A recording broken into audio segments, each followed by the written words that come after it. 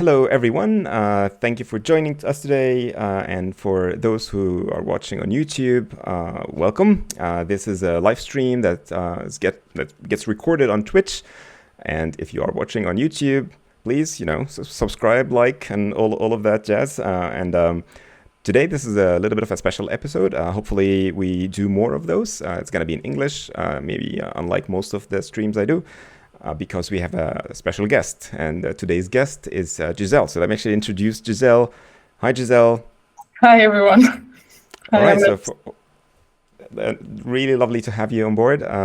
For probably everybody except me, it's best if we can just give you like a warm welcome first to the channel and the stream, and introduce you to everyone. So can you tell us a little bit about who you are?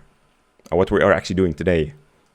Yeah, sure. So, first of all, I'm a colleague of Ahmed on the Restate project. So we're working on that together.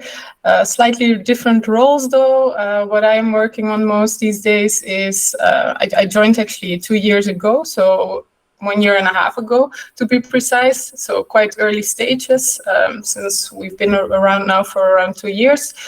In the beginning, we were still in stealth. So the things I was working on in the beginning were more like helping with developing initial SDKs, doing a bit of research, and then slowly started working more and more on like user-facing parts, such as examples, documentation, things like going to conferences, and also, for example, here joining Ahmed on the live stream. So that's a bit in short, like my path in Restate.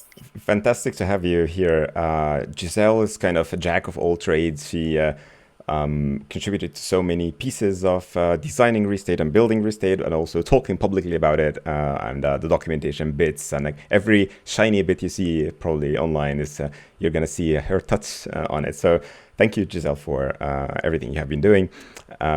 For everybody just joining, while we can, most of us here can speak maybe 2-3 languages at most. Giselle can speak actually 6 languages, but unfortunately, the language she actually misses is Arabic. So we're gonna have to stick to English to this one.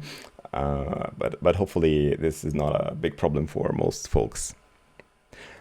Cool. All right. So Giselle, what do we like in the past, actually a few streams where I was basically talking about Rust and distributed systems and all of that stuff. A lot of people keep asking about what is Restate, what do we do?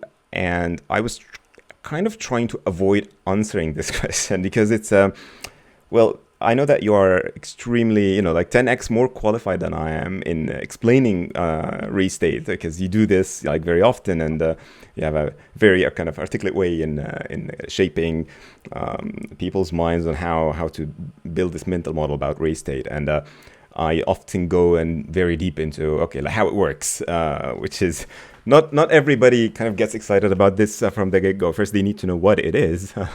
So I think you can do a way better job than I am in this.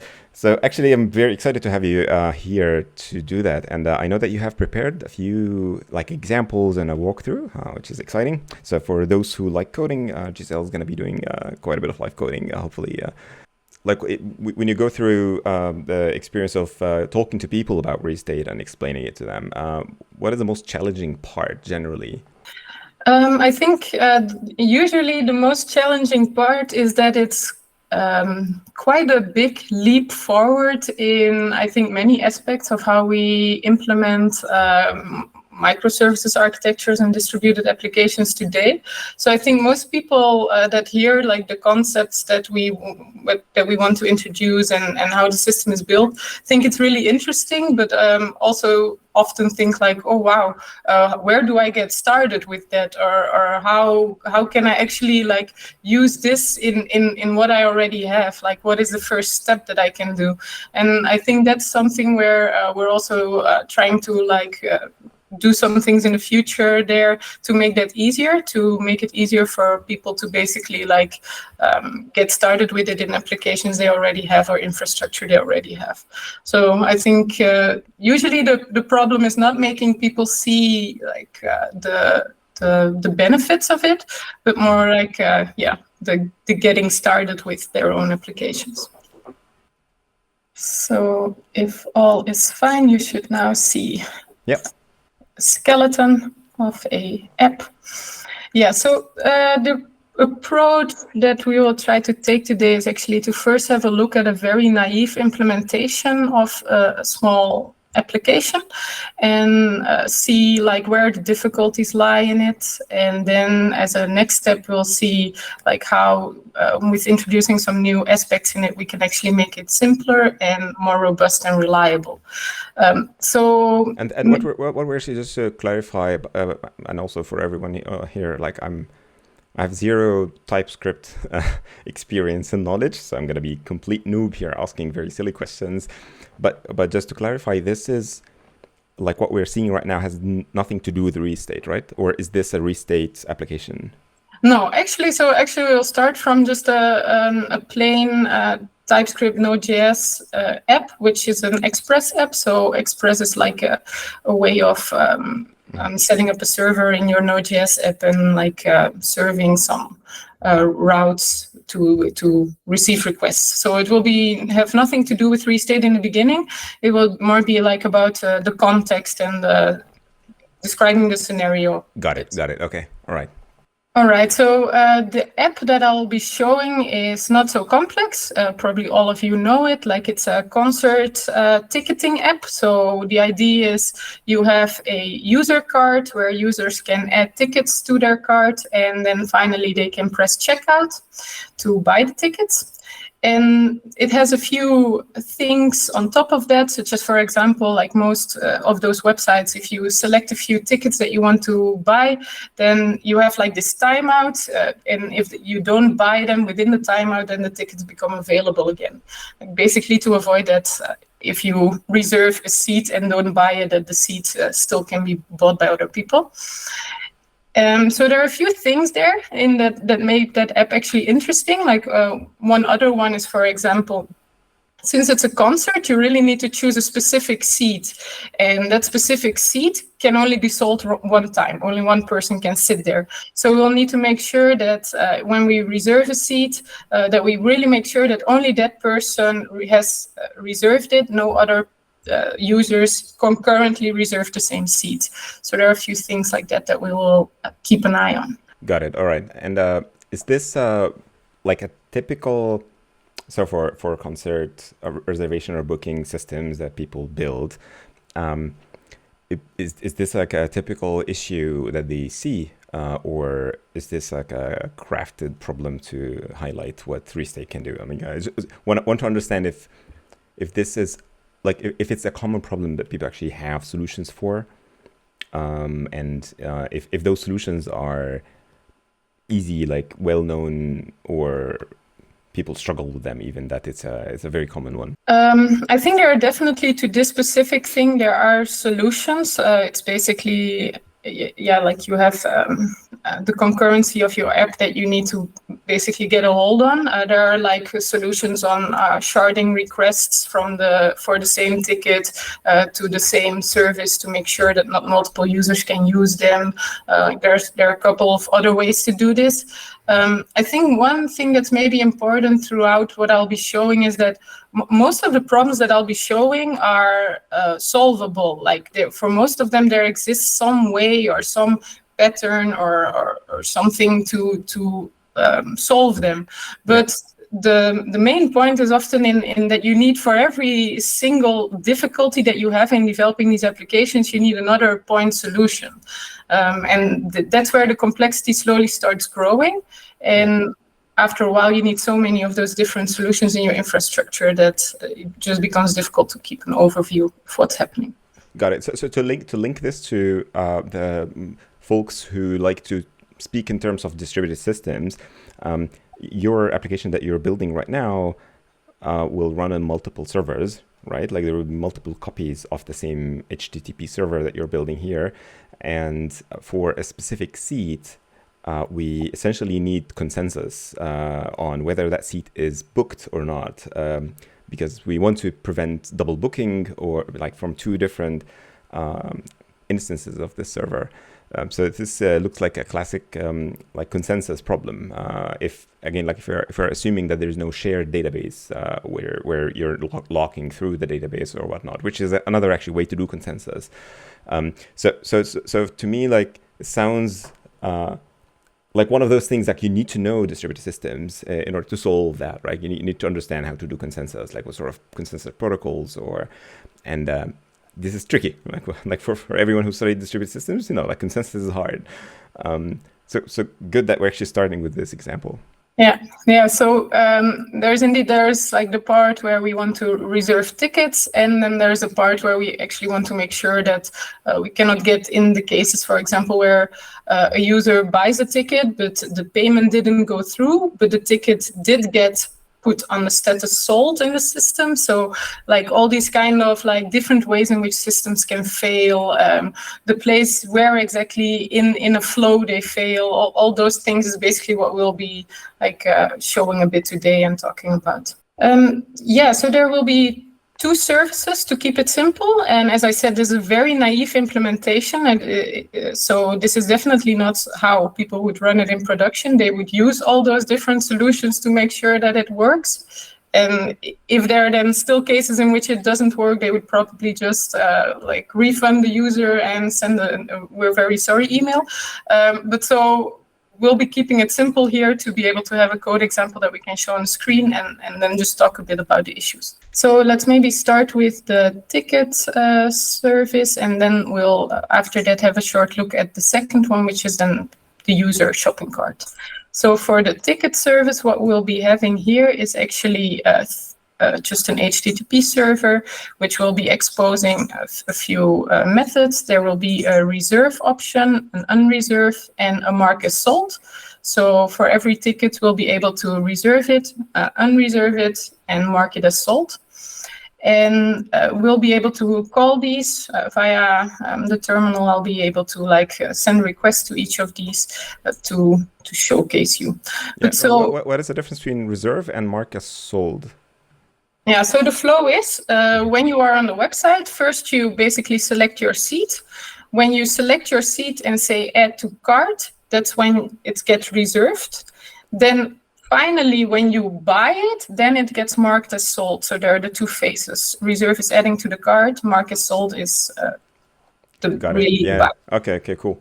So people might select the seat and drop off the website after a few minutes. Like they never actually purchase the seat, right? So we need a mechanism to also see, like we don't want kind of seats to keep piling up, being reserved forever. Otherwise, they're not going to be purchasable, right?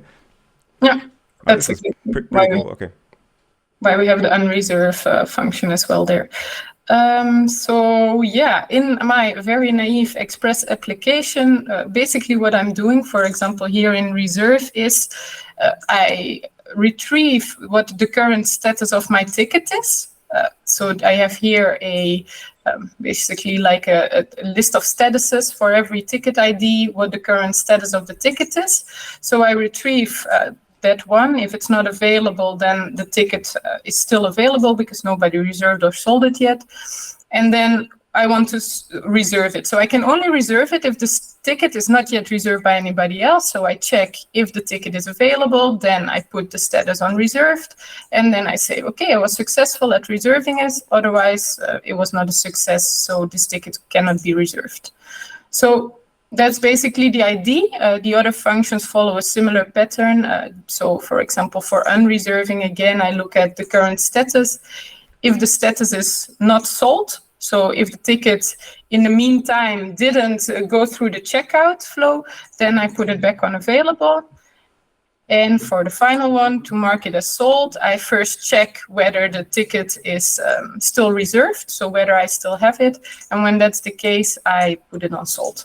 That's in very short the ticket example. Now, if you look at this, there are a few issues with this already. One of them is, for example, how do we make sure that the state that we have here doesn't disappear when we have a service restart? So probably we need here a database, right? Because like this was just in memory, this will disappear when the service crashes. So that's already one thing we will need here, a key value store. Maybe or maybe something like Postgres if we want to store some more data in there and want to do some more complex queries on it as well. And the ticket ID, just so understand, ticket ID here, like there's a ticket ID for every seat. Like it's synonymous for a seat ID. Okay. Yeah, for a seat ID, but I mean the seat can be sold for multiple concerts, so and then that's why I call it here ticket ID. But all right, okay, so this is a kind of unique seat for that particular concert. Yeah, it's really like a single ticket with your seat right on it. Yeah. Okay, yeah, okay. There's a question actually how to handle concurrency if we have two requests at the same time to buy the same tickets. Well, this is great point, right? Like this is exactly one of the problems we have now with this. Exactly. Yeah. That's exactly one of the issues. Like if this one, like let's say we want to scale out and we have multiple instances. Like how do we make sure we don't have two concurrent, like a race condition, two concurrent requests reserving the same ticket? Yeah. Even actually without scaling out, like if it's a single server and the status is which is dictionary, right? So if we replace this with a database, like line 13 here is a read, right? So we read from the database to know the status, and then on line 16 we update, right? So there can be two, even same server, like two requests happening concurrently. Like both read and both they will see available, and then both are gonna actually reserve it. So it's gonna be reserved for both of them, or maybe last one wins in this case. Actually, both are gonna have the same ticket ID in this case, right? Yes, and then you can get in the state where then when they press checkout, they also both have, because right now in checkout method, I don't even check actually I just check if it's reserved, right? I don't yet check is it's actually reserved by this user. So yeah, there are some some issues in here, which I think the list of problems keeps growing in my mind here about that. And actually, it's quite a bit of issues, yeah. So actually, let's see comments. Atomicity also is, it's exactly right. Like this is exactly the atomicity problem.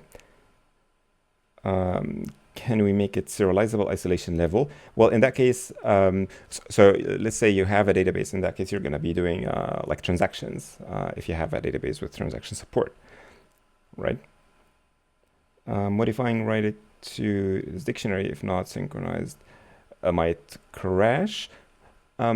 It doesn't look like it. I mean, at least from this very simple code, I think the risk here is not crash. The risk is it's called lost writes or lost updates.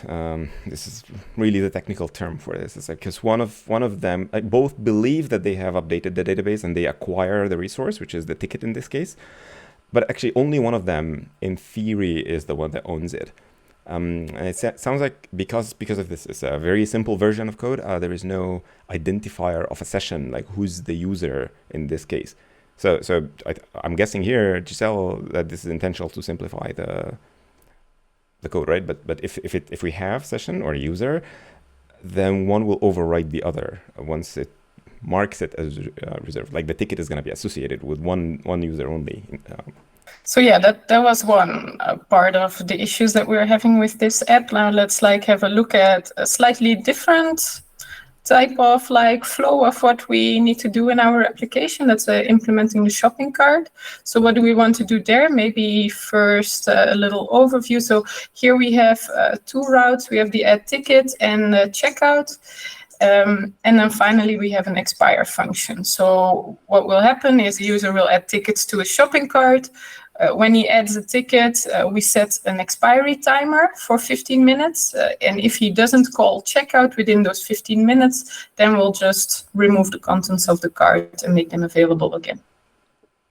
So here again, we'll just be keeping track of the application state. So what's in the cart in memory here.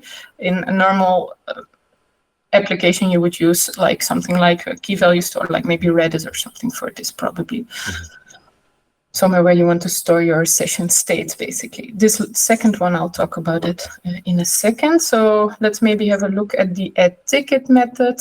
So what do we want to do there? The first thing that we want to do is actually reserve the ticket. So here I'm just actually parsing a bit the request parameters and the body to get like the user ID of who is actually trying to add the ticket and the ticket ID itself of which ticket he's trying to add.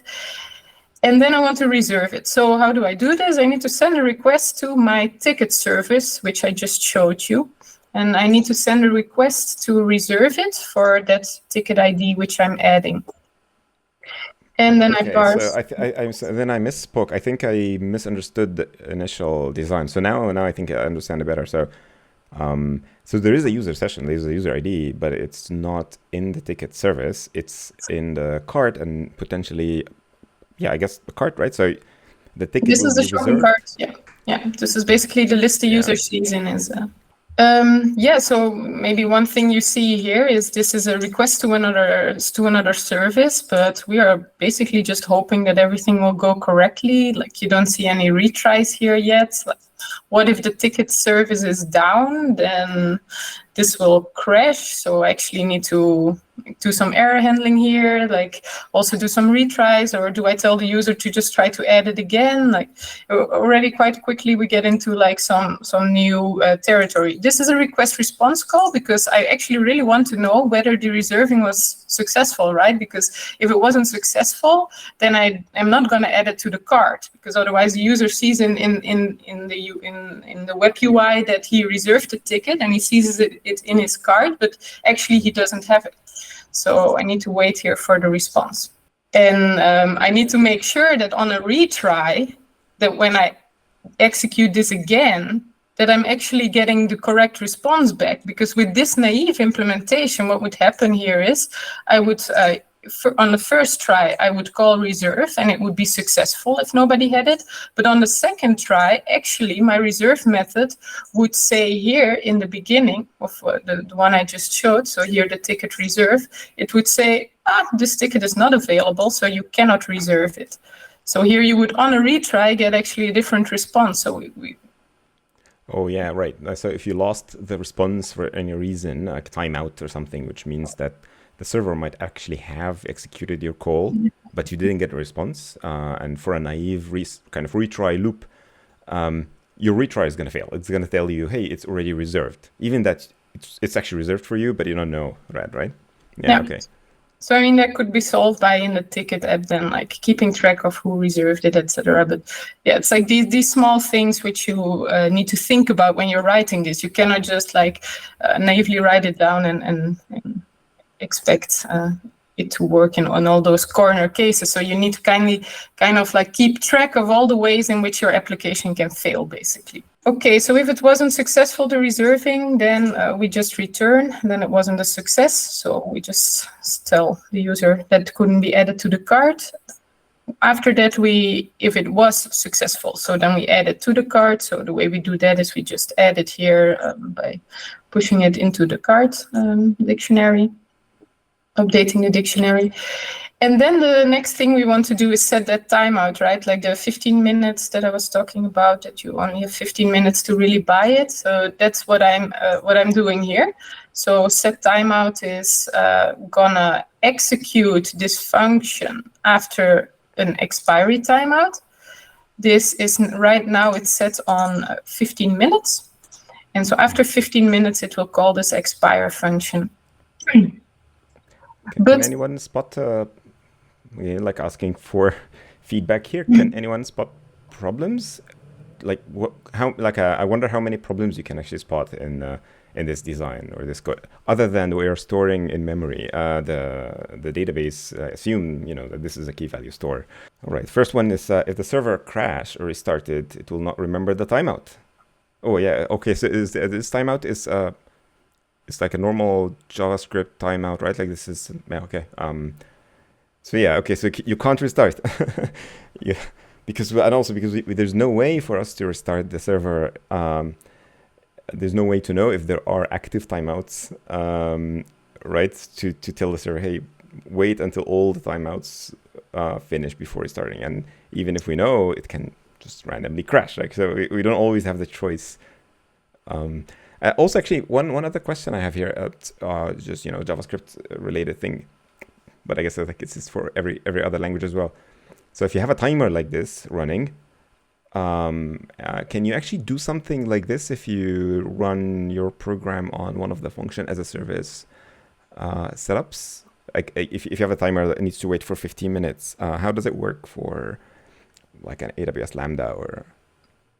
You would need to keep your function alive. I think you would probably want to do something else there, because if you need to keep your function alive, that basically means you keep paying while you're actually not doing anything. So probably it's more wise to use something like a message queue there. And for example, some message queues allow you to like delay a message and add a delay to it. So that would probably be a better approach there. Or use something like a workflow orchestrator or a durable scheduling framework with a database backing. Yeah, because someone actually mentioned already, like you can use AWS step function to wait here, right?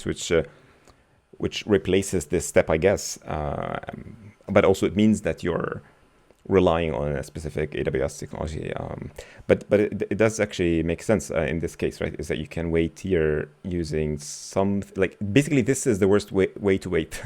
And the longer the timeout or the longer the expiration, the harsher it gets. If the timeout is a couple seconds, maybe it's okay. But like 15 minutes is a very long window to be paying for in a case of Lambda, or a very long window where your application can definitely get restarted here or crash. So the longer the expiration, the worse it gets for us. There's also a question. So all tickets that the user will buy will have the same hold until they buy it. You mean the duration? Like hold it for how long?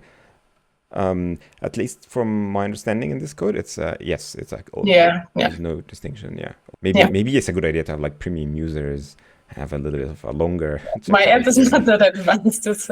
It's beginner level. I don't know if it's a feature worth paying for to be a premium user. A user can make all tickets unavailable. Oh, okay. This is actually another issue. But I guess this is kind of one of those kind of defensive strategies. Like a user can go and just click on all tickets, hold them for 15 minutes. So yeah, that's actually a fair point. Definitely one of the things we can improve on. But can you scroll up a little bit, Giselle? Like when I actually look at this code, generally, I think about it in a way that this is how I would like to write it. Like this is actually, like I think actually this is pretty good because it explains the logic and the flow really well. Ideally, I don't want to handle or think about consensus or things like, okay, what happens when this call to the other service fails, or the double booking problem, or like retries or idempotency. If it's a resource, if it's a call, I think the ideal world everybody dreams of is like a exactly once semantics between service to service communication. So if service A calls service B, in this case, we're calling the ticket ID, that we have automatic exactly once execution. So I would love for this code to be real. Just adding all the noise around handling it, something that just hides the actual logic. Yeah, it's basically really purely the business logic extracted without all the other stuff you actually need to do in order to get this to work properly, right? Yeah. Okay, then maybe let's continue to the checkout function. So what we want to do there is basically trigger a payment. We first want to check, are the tickets still in a cart? Like, does this user still have some tickets? Because it's possible that he, for example, waited an hour and then pressed checkout, but his card expired in the meantime. So if he doesn't have any tickets anymore, then just say that it's not possible for him to buy it anymore. He needs to start over. But if he still has the tickets, then we continue to basically charge him, like on his bank account deduct the amount of money that he owes us for the tickets. So a very common pattern there is actually to generate something like called an idempotency key. So that's basically a unique identifier. And we will use that unique identifier to identify our payment. So when we use a third-party payment provider, we provide him with how much we want to deduct from the customer and this unique identifier. And the external payment provider will then make sure that we only charge the customer one time.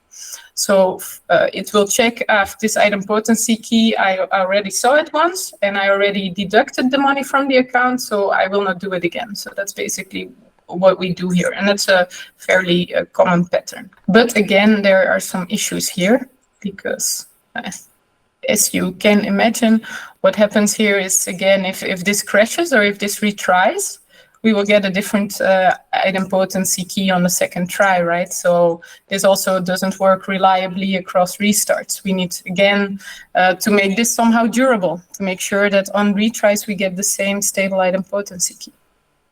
Yeah, right. Okay, so we need to store the idempotency key that we are using here in a database as well. And I guess we need to check for it at the beginning of the checkout process to see if there is an existing idempotency key. It means that there's an ongoing or a previous operation that has been happening and we reuse it, right? Yeah, okay. So not only store it, but also read it. And we need a linearizable read. Yeah, okay. It's also, again, like a racy, like a potential for a data race, because you can have like two that generate like the past, like two instances of the same code, like two concurrent requests from the same user. And because we're not locking on the user ID, both can actually check if idempotency key exists or not. Both are going to say no, and then both are going to generate new ones, and they're going to overwrite each other on the database, because both think that they are the only ones writing. If you're not using transactions, like if you're not performing the read and write in the transaction through the database. So again, it's a lost update classic case. Just kind of explain it from. I'm actually, by the way, this is the first time I'm seeing this code. Giselle didn't share this before. I've seen there is a similar example on Restate website. Yeah, okay. So finally, then we check if the payment was successful. Well, if it wasn't successful, then we just say, okay, this didn't work out. But if it was successful, then the final thing we want to do is basically mark the tickets as sold. So again, call the ticket service that we showed earlier. This time we call the function mark as sold. And when that's done, we delete the current contents of the user ID card, and that's it. It was a successful checkout. But so here, for example, it's also an interesting one. Like mark as sold. Actually, we're really not interested in the outcome of this. We don't want to know the real result or response. What we want to know is just that it happened, that it was successful, but we don't really want to know the result. But in order to do this, we would need to probably publish this. If we want to do this in an async way, we would need to publish this to a message queue or something. So probably we need to put something in the middle, like maybe something like SQS or whatever you would like to use. And we're doing these calls one by one to the other service in a loop, right? Yeah. I'm guessing that people can spot here what can go wrong with this. Maybe one thing you mentioned before, so you don't have to kind of say it again, is that any of these calls can fail. Right? Any of these fetch requests can fail just because the other service is being restarted, or for any other reason, like timeout. That just gets hairy, because now we paid, right? So we already paid for a ticket, and now we can't mark it as sold. So what do we do? Like, do we return the payment, or do we continue to try and mark it as sold? Or it's actually tricky. Like, it's very interesting that it's such a small example. It's just a very straightforward requirement. And because it's a multi-service, because you're doing this across multi-services and data sources it's not a single database, for example, not a single service and a single server, monolith, single thread. Just things become significantly harder if you want to do this reliably. That's quite interesting. Yeah. Notice With every all. service you add, you increase the complexity there, so it only gets worse, basically. Yeah, okay. Just proxying a couple of messages. One is, what if we made a job on the client that reserves all tickets on every timeout? To do what exactly? Like, what is the problem you're solving, or are you saying that this is a potential issue that people can book all tickets? So the question is for Mahmoud. I'm not sure that I understand exactly what is the premise of your question. I notice all methods are post in the services here. Okay. Is it the only allowed method? This is, I guess, your choice here, right? Like your. Yeah, this is just a choice here. Yeah. Yeah. So it's like, I mean, this is just You're normal right. Express app, right? So it can be anything, I guess. But post makes sense here because we are mutating, right? And this is a kind of a classic REST semantics. Is that if you're. Okay, so So we're it's still almost. waiting for Mahmoud to explain the question if they still want to ask a question, but we can move on until they write it back. Okay, so the last little piece of code doesn't introduce too many new things, but that's the expire function. So again, what do we want to do there? Basically, this gets scheduled via that 15-minute timeout, and when it runs, we want to first check was actually the card modified in the meantime. So what we check is whether the last modified time changed. So if that changed, then we just return because the card doesn't need to be expired. And if it did not change, so if the card actually has expired, then what we do is we call the UnReserve method of the ticket service for each of our tickets. So we just, again, retrieve the tickets of our current user and look through them and call the UnReserve method. So the expires everything in the cart. So or in you the keep add moving it, ticket right? method, every time we update the last modified time. So every time we add a ticket to the cart, we update it. The ones that, let's say it's a moving window of time. So you add the first ticket, and then let's say 5 minutes later, you add another ticket. 5 minutes later, you add a third ticket. Now you're at 15 minutes.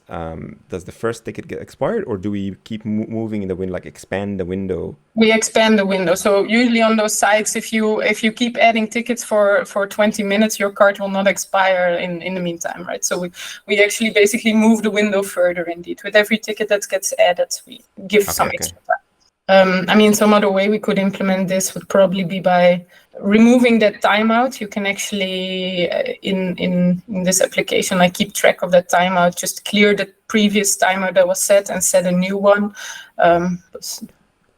Shows a slightly different approach here. Yeah. There's usually a million ways to do the same thing. Yeah. Okay, so now we had a whole lot of issues actually. So that's a bit where Restate actually comes in, and like in the type of problems that we're trying to solve. So there are two ways to go about this. Either we can just slowly try to start translating this application into a Restate application, or we can first maybe show a bit of like context about how Restate works and what Restate is. What should we do? I think I'm gonna also proxy that question to our audience here. Which approach would you like to see? Also, Ahmed El Imam saying that this is a kind of a typical distributed transaction issue. That's for sure, yeah. It's also not a distributed transaction in a sense that it's a distributed transaction of a database, but it's a distributed transaction across microservices. If we have 10,000 cards, we will have 100,000 timers. That's I think what Giselle said is that it's a very kind of naive way to do timers. So we can definitely make it more efficient, I think, in that case. Yeah, basically the application is a bit like, imagine you go to work one day and they tell you need to implement this ticketing app, and this would be what you have at the end of the day, like your POC just abstracting away everything that can go wrong. All right, maybe it's easiest to just first like have a little word about Restate itself, like how it works. So I think usually the easiest way to explain a bit how or what Restate tries to do is by explaining the term durable execution, because in essence, Restate is actually a durable execution framework. And so what does that mean? It's actually making code execution durable. And what is that? It's basically tracking what code is doing. And when that code crashes, so when that service goes away for whatever reason, when it comes back up, we are able to basically recover that service to the exact point where it was before the crash. So basically making any code recoverable or making the code execution itself durable. So that sounds a bit like magic. So maybe let's have a look at what that actually means. So how you can situate Restate a bit is that it's a server sitting in front of your services. So you have here this block sitting in front of here a service, and the service here is, for example, a process order function, which first does a payment and then does a delivery. And what happens is when we have here this request coming in, it will get proxied via Restate. Restate will write down, okay, this request came in and it needs to happen. It needs to run to completion.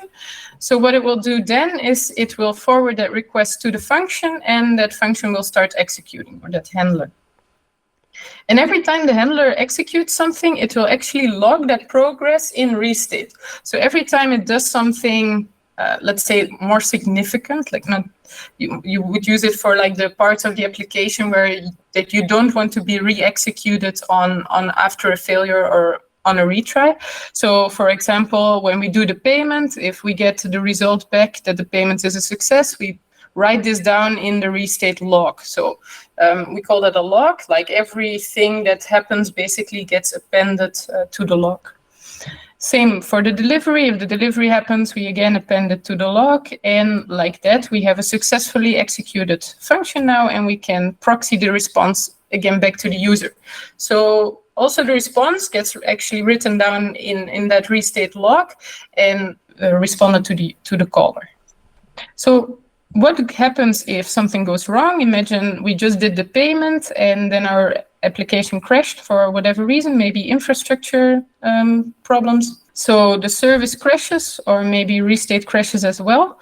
What happens then is when they come back up, Restate will see, I had this request that came in and it actually didn't yet finish or didn't run to completion yet. So I will send a retry request to the function, to the service, to redo what he was doing there. And it sends over that log of what it already did. So here that purple square gets sent over to the function. The function will then start executing. And as it executes, it will, for every thing it does, it will check whether in the log it already did that. And if it already did that, it will just zoom over it and skip to the next step. So in the end, it will skip over all the steps it already did, and it then continues where it left off, which is here the delivery part. And there, things continue like I showed previously. You log the progress, and after that, you proxy back the response. To also clarify, this process of replaying, like resuming executions after crashes, has nothing to do with whether the client that sent the original request is still connected or not. Like even if the client itself closed their browser, for example, or terminated their connection, and the operation, the handler execution failed, it will be retried or restarted regardless of whether the client is connected or not, right? Yeah, exactly. Okay. So you don't have to hold the connection to the client, and then if the client dropped, you can actually still continue. What happens if your code changed? Thinking like you added a new method between do payment and deliver. Assuming change between the partial failure, you added code, and then it tries to replay now with the new code, right? Assuming that's the question 9. And another question is how Restate makes sure of the isolation level. I think actually it's a good question. Maybe we can actually, I'm not sure if now's the right time to talk about it or not. We'll definitely get to them. It's actually really cool that those are the questions already, because that's exactly like, exactly the things we'll talk about now, so. Oh yeah, we have the best audience in the world here. Awesome. So yeah, up to you. You decide whether like you want to answer them right now, or you're going to get to them at a later point. But excellent question, folks. I'll maybe answer the versioning question, because that's actually one that I will not address anymore. So what if we basically deploy a new version and that doesn't fit anymore, right? Our log doesn't fit to what we're executing. The idea there is that we actually want Restate will, when you deploy a new version, Restate will know that that's a new version of a code. So the requests that came in get basically tied to a specific version, and Restate will try to make sure that that request runs to completion on the version on which it started. So you will need to keep the version around until it has drained the old version, and then you can remove it. So that's basically the idea there. So you shouldn't get in that situation where your log is actually incompatible with the code if you stick to that versioning approach there. All right. So your the way kind of typically deployments, or how we advise deployments to be, is that when you deploy new code, you don't replace the existing service with the new code. You deploy it next to it, like in a new, let's say, container. So the old and the new, and then Restate automatically routes new requests to the new code, and old, like the history, things that need to be replayed on the old one will still need to talk to the old one to ensure that you don't have any incompatibility. And I think there is tooling that we provide in order to know like how many actual invocations, or like the queue basically for the old service. And once this goes to 0, you can safely remove that previous deployment. It's actually one of the hardest problems in durable execution, and every durable execution engine kind of tackles it from their perspective, and this is like our take on it, I think, and I believe this is one of the actually most correct ways generally. But I also want to say that there is, like, you might sometimes change your code in a backward compatible way, that you can change the code that doesn't break the flow overall, and Restate will be able to replay on that. And you have the tool also to kind of overwrite and say, okay, for that deployment, this is not really a new version. It's like, consider it as it's the same version. So route the existing functions to it. At that point, it's really up to you to ensure that you didn't break compatibility. Like, there's really very little Restate can do to ensure that you didn't break things. Another question is, or maybe it's a comment, assume we can monitor all jobs running in the background so we can gracefully shut down all service. Yes, yeah, you can. I'm not sure if you have this planned or not, like where we're going to show this, but maybe we will at some point. How Restate know where did it stop in the code or crashes? That's actually a really, really good question. Also, like when things crash, how does it know where to continue from? Like what is the thing that drives that?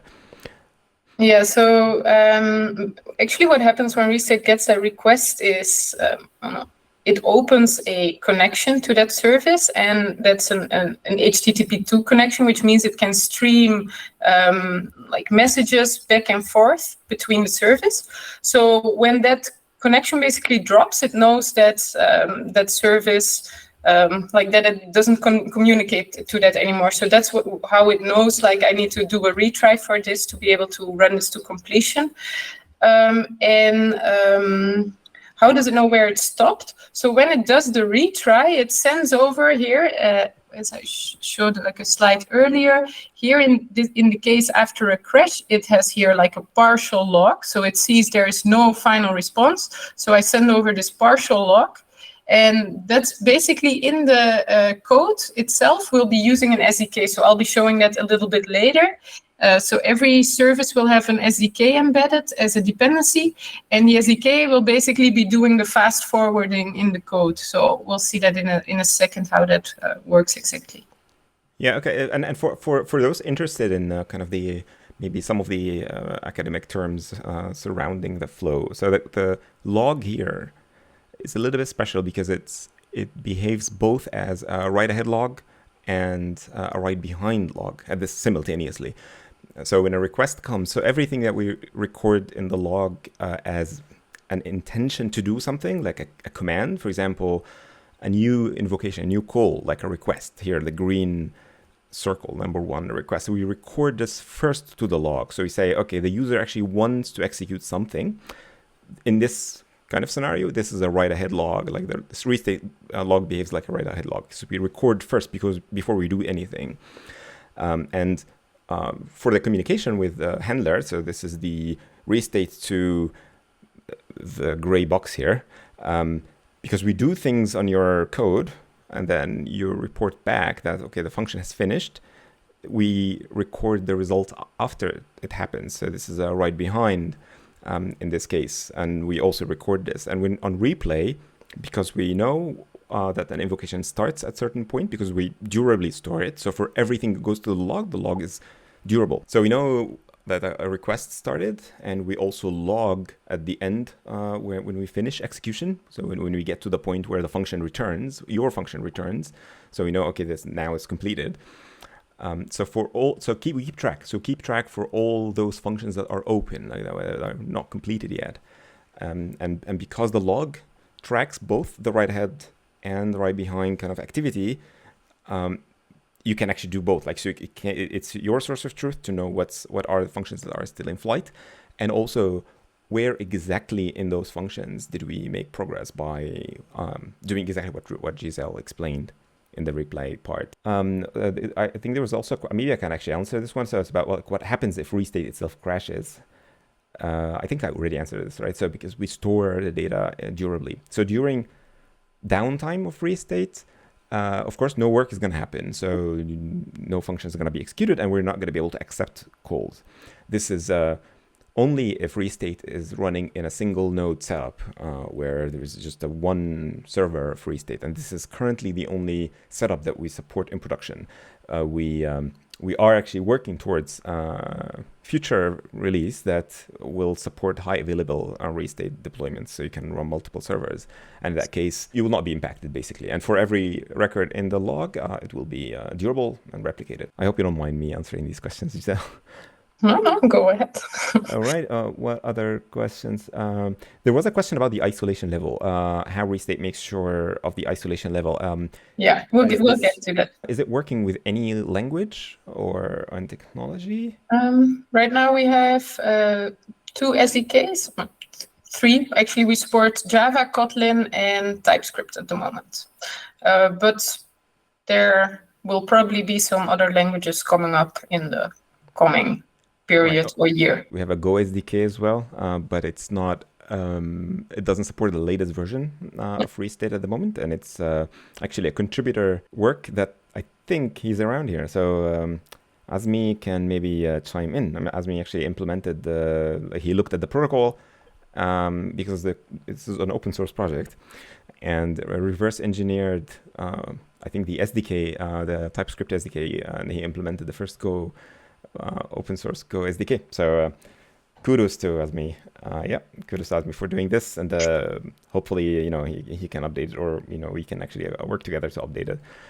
Also, by the way, Azmi is joining Restate after this amazing contribution. So he's gonna be joining Restate maybe next month, I think. So fantastic work. Another question: how does it affect this is a really good question, Mohammed. How does it affect performance? Right, because now you're going, like, everything basically goes through Restate, and I presume the log is getting committed.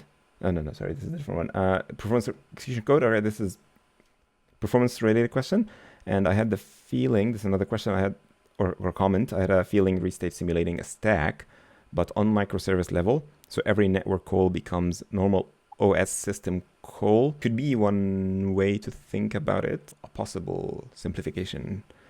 To build a mental model this way. It's like your code looks like a single thread monolith. Like it feels this way, right? What would you use for consensus to make it replicated across multiple Restate nodes? I'm guessing your question is about the distributed setup, and this is actually something we're gonna talk a little bit more about in the next couple of months as we ship this.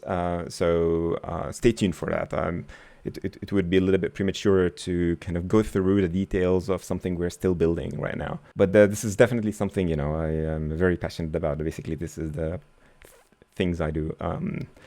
So don't worry. We're going to get to that at some point. How does that affect performance, Giselle? Yeah, so the goal of Restate and the way it's designed is actually that it's like an event-driven foundation. So the goal of it is actually to keep the impact on performance and mainly on latency as low as possible. So I think Ahmed also did some checks and some benchmarks on this. So he probably has like the more precise latency numbers, but we're really trying to target like the use cases where you actually want this to go fast. Like whereas, for example, more traditional workflow orchestrators, which also do this kind of things, right? Like executing a list of steps and making sure you have retries across all of them. They're usually seen more as things you would use out of your latency sensitive path, so more like background jobs and this kind of things, or things that are not so latency sensitive.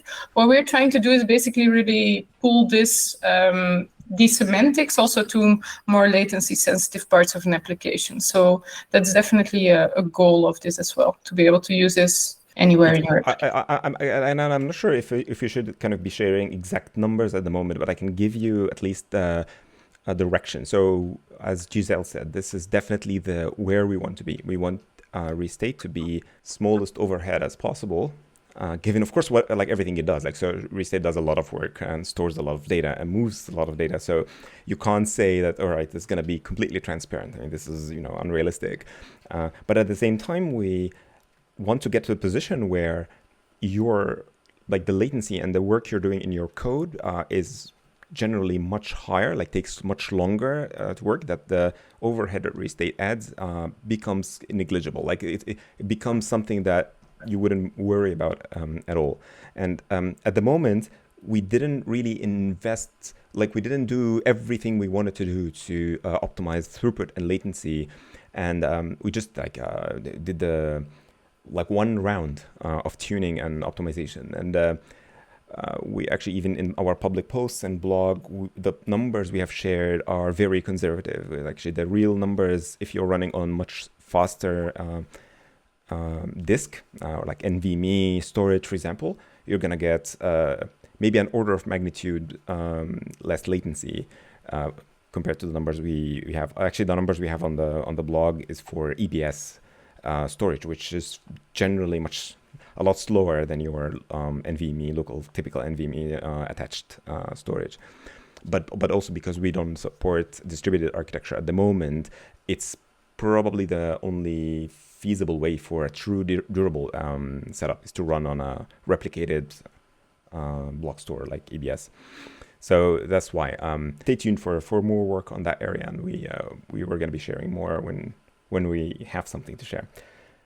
Does Restate expose metrics related to invoker handlers can be used for observability and monitoring? Yes, we have an endpoint that exports Prometheus metrics, and it's actually available on the public documentation. So if you go to the website and the deploy page, monitoring under deploy maybe, and you will see how to access that. So you can see actually how the invoker queue, how long, the latencies, everything really is there.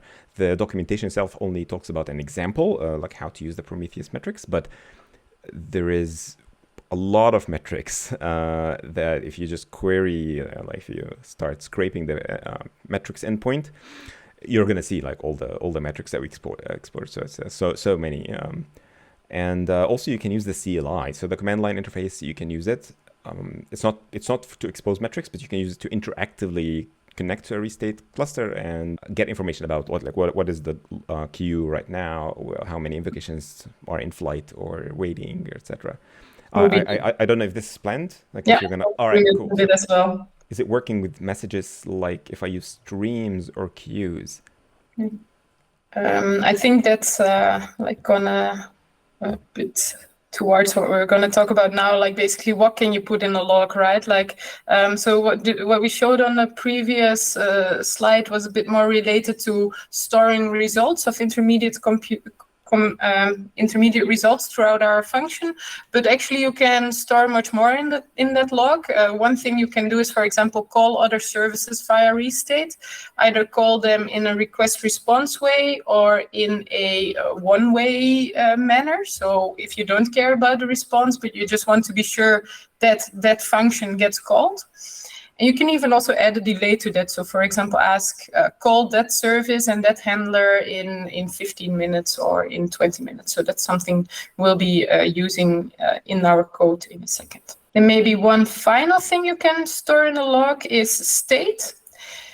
That's where actually the isolation question also comes in. I think we had a question on isolation a few minutes ago. So what we can do actually is get a dedicated piece of key value state store per invocation of a service. And the way that that works is you can almost see it as if for each service, we have actually an object living in Restate. So we call this virtual objects in Restate. And so a virtual object is basically a definition of a set of handlers and some state related to that. And you can have different like instances of that virtual object within Restate. So you have one instance per per thing with which we want to isolate it. So for example, in our case, we could have a virtual object for every card, and then we would for every card have a single object where we have isolated state and handlers.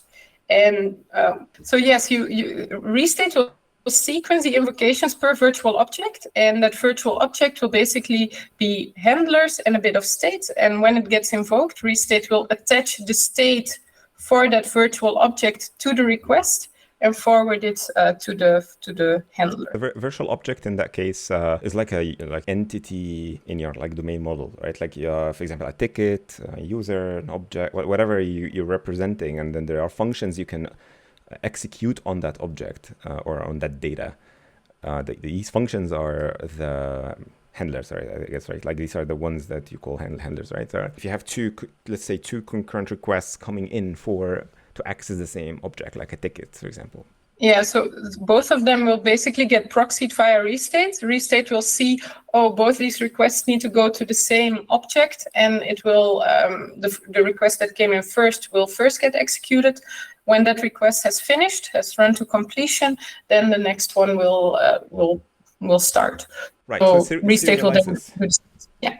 Okay, so serialized. So essentially, it's like a one at a time execution flow per key. And the key here is identity of the virtual object, and this is, I guess, up to the user, right? It can be a ticket ID in this, or a card, or whatever. And the other thing also, I'm actually not sure if it's clear for everyone here, like your handler, your code that runs, let's say on Lambda or whatever, doesn't need to store the data in a database and doesn't need to connect to a database. You use the Restate SDK to store the state information. And then, as Giselle explained, it goes through the log. So we use the log as the database. On retry or on replay, if your handler crashes and we decided to retry this on a different instance of your handler, like running maybe somewhere else, we're just going to ship the history so that we can the code resumes from where it left off.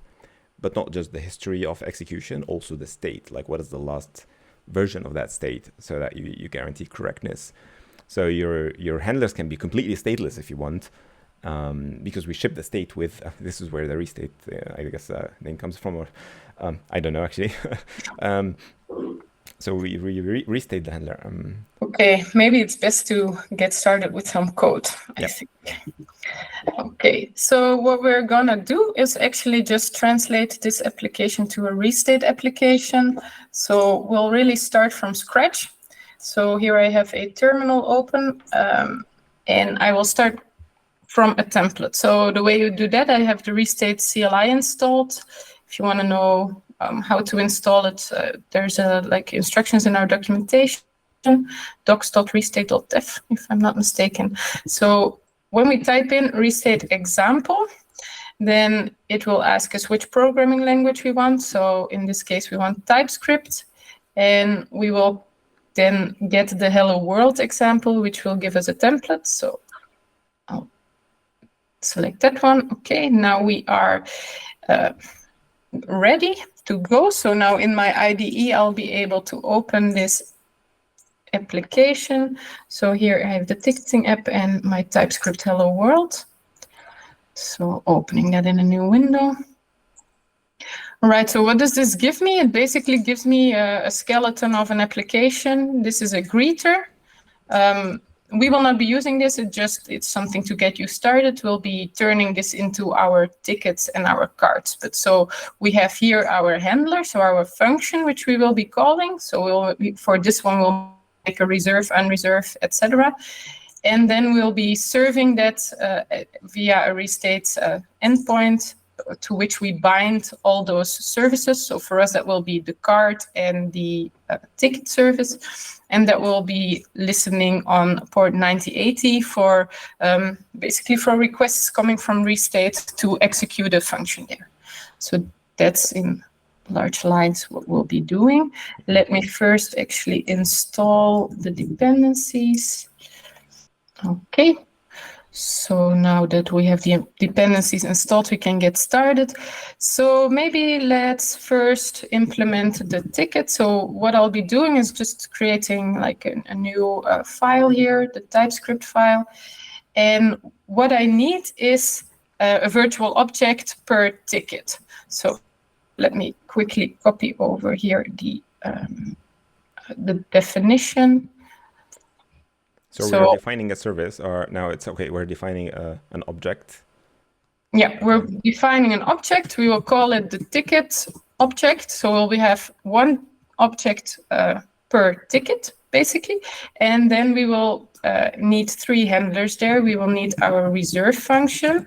So our reserve function will take, first of all, it will take a context. And this context I will explain in a second. So this context is basically what we will use to interact with the SDK. So when I did npm install, what happened is it installed the Restate SDK in my project. So if I go to the package.json file, which defines my dependencies in here, and I see here the Restate SDK. So the Restate SDK is the thing that's basically running here in the background when this server gets launched. So that will be the one who gets the requests from Restate and will then be basically invoking my function. And when it invokes the function, it will send along, it will invoke it with a context.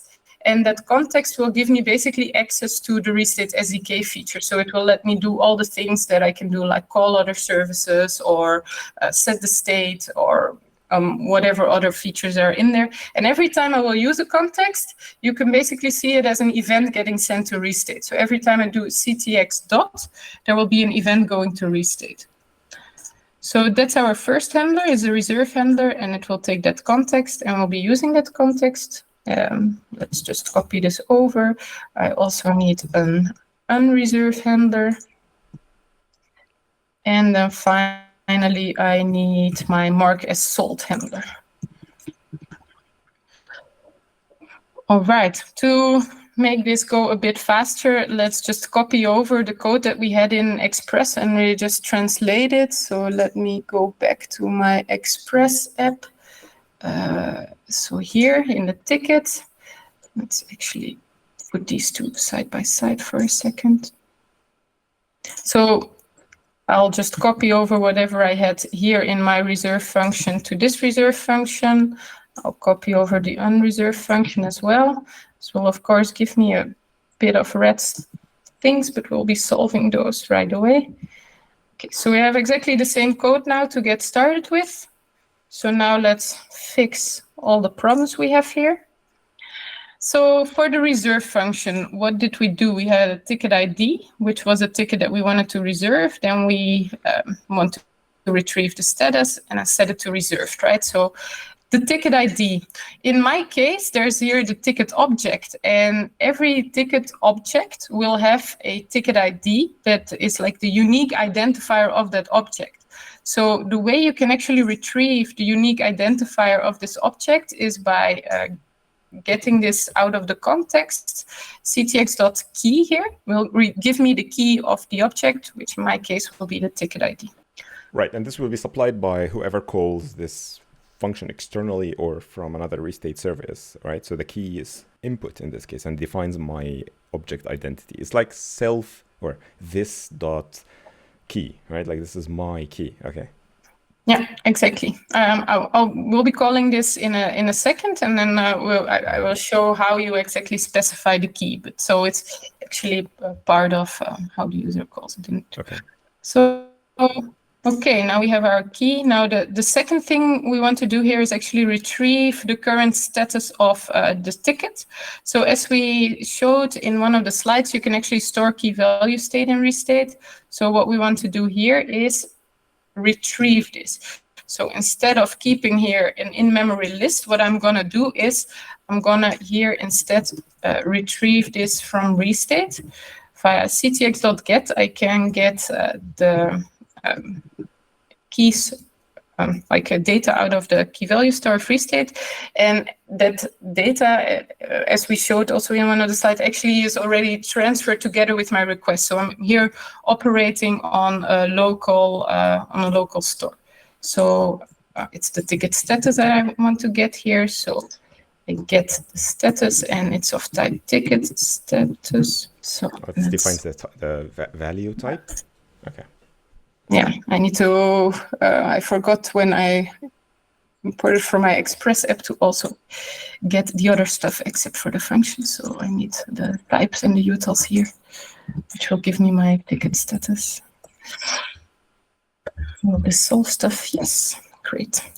Okay, so what did we do? We got the status from Restate, and if there is no status, just to question here, if because no one actually asked the question, I will ask it. So when you do ctx.get, you didn't supply a key to say which ticket you want to get, right? How does it wire that automatically? Yeah, so if we send a request to this reserve function, then Restate will see for which ticket it's meant, and it will only attach the state that is relevant to that ticket. So when we arrive at ctx.get, we already have that isolated bit of state that's relevant to our ticket. So we don't need to do that filter anymore on our ticket ID, basically. Okay. Actually, Omar here asked the exact same question. It's just like we're a split-second difference. Sorry if I took your chance, Omar. The entire dictionary, the entire hash map that you have access to in CTX here is fully scoped by your object, right? So it's like basically every object gets its own hash map, and you don't actually have access to other keys. So you cannot do direct access to other keys from here. For a typical kind of domain modeling, you would want to make this model this as a kind of a request response or communication between objects if you want to get data from other objects. So why is it the case that we don't want functions to access other objects? We would lose quite some of our guarantees with that, right? Like here, when we, for example, here in the next step, we'll need to write to the state. If we can write to the state and others can write to the state as well, then we again get into the issue that which writes, concurrent writes happening from different places. So we really want Restate to basically serialize the requests, make sure only one is executing. So that means also only exactly one function can be writing to the state at any point in time. So you lose your isolation. Essentially, once you do that, basically you're back to square zero. It kind of feels like an actor. If anyone here familiar with the actor model, except that you're not explicitly dealing with the mailboxes. You're modeling things as RPC calls, and the state, like the whole state of the actor, gets inflated automatically for you. So the next thing we need to do is actually store this. So what do we do for that? Is ctx.set.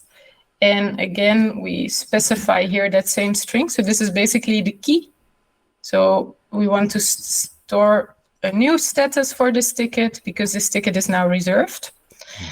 And then when we have reserved the ticket, so like one note here, so if this fails here at this point, here it crashes, then what will happen is this will replay, right? So we will get the same ticket status as before.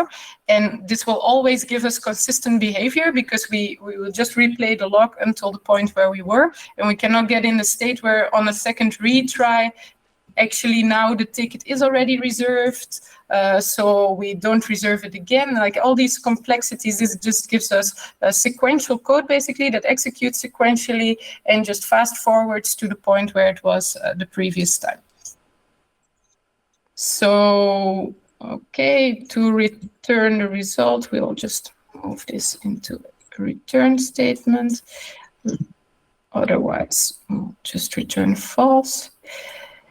So that's actually all we need to do for our reserve method. And now what we get out of the box here is the concurrency. So only one user can actually be calling this reserve method. And we are sure that once it's reserved, that write doesn't get lost. Oh, wait, but does that mean that a single reserve can be called globally at a time? Like, let's say I have like many servers deployed, and they all have the same code here. And there's like so many tickets being reserved at the same time. Does that mean that there will always be at most a single reserve in all of those deployments being called? No, so there will be at most one reserve function running per ticket ID. So currently there can be like hundreds or thousands of tickets being reserved at the same time, as long as they're all different. Okay, so reserve, essentially the queue, let's say if we want, or an exclusive lock or whatever we want to call it here, is scoped by the ctx.key. So we're not using concurrency for all tickets. We are only serializing per ticket ID. This is really crucial to explain for folks here if you are wondering. And so do we actually need to do anything to handle retries or errors? No, this is it. Like you don't need any retries. This is like fully resilient. Actually, I noticed this line. I don't use it at all, so I can actually just remove this. So no, this is this is all you need to do. If this fails anywhere, Restate will trigger the retries and will send over the partial progress, and the SDK with this CTX functionality will skip to the point where it was the previous time. Let's implement the UnReserve one. We can, I think, copy over some of the parts here. So we retrieve the status. We do that the same as we did here. So ctx.get. Then instead of setting the status to available, okay, so when the ticket was not sold yet, we set the status to available again because we're unreserving. So what I need to do here is ctx.set again, the status, set it to available. And then again, I return true. And in this case, I return false. All right, so that was quite similar to the reserve one. And then the final one is mark as sold. So again, quite similar. First, we retrieve the state. Then we check if the state is still reserved. So if we still have the ticket. If we do, then we set the ticket status now to sold. So, and then we return true. And if it didn't work out, we return false. Okay, so that's actually all we had to do for the ticket service to turn this one into like a resilient and reliable one that does all the concurrency and resilience issues for us. Is it possible for a reserve, and because these are two different functions, reserve and unreserve, on the same key, on the same object, you're accessing ctx.get and set like on the same like status, right? So this is a shared dictionary or a hash map. But is it possible to have concurrent access for those two functions at the same time on the same key? No, so just like there can only be one reserve function running, that actually counts across all the handlers. So there can actually only be one instance running of any of these three functions. So if there's a reserve function running for this ticket object, there is no unreserve or mark as sold function running for that same ticket. So only one of these three handlers is running at any time for a specific ticket. Got it. So the entire object is locked. Exactly. For a particular key. Maybe let's try to run this one and then see how we can now implement the card object. So what we need to do is actually still add this to our server. So let's export this object. Let's call it the ticket object. Now I can, in app.ts, where I have my server defined here, can remove the template stuff because we won't be using this anymore. And then I have here my endpoint, and let's now bind our object to it. So here in bind, I will specify my ticket object, import it. And if I now run this, then we can actually already try it out. So let's see. npm run appdev. For those that aren't very well acquainted with this ecosystem, this will run my app.ts file. It's specified here in package.json somewhere here. App.dev will run my app.ts file. And one cool thing about this actually is if I make changes to the code and press the save button, then this will automatically restart. So for example, if, I don't know where this goes away. If I here add some enters and press save, then if we now look at my terminal, you see restarting the ticket has been, ticket.ts has been modified, so it restarted. So when I'll be coding, when I press save, every time it will restart. So that's all right. So this kind of simulates kind of code deployment. So it's quite a nice tool for development environments.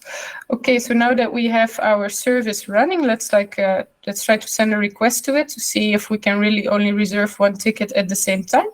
So we open a new terminal here, and let's send a request. So that service is listening on 9080, yeah. The service. Right, so it's a HTTP service running, right?